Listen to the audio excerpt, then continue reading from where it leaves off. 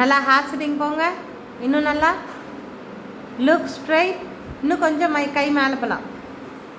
இன்னும் கொஞ்சம் கை மேலே. Half sit. ரெடி. தலாங்கு தக்கத்திக்கு தக்கும் தாரிக்கு தத்தோம் தை யும்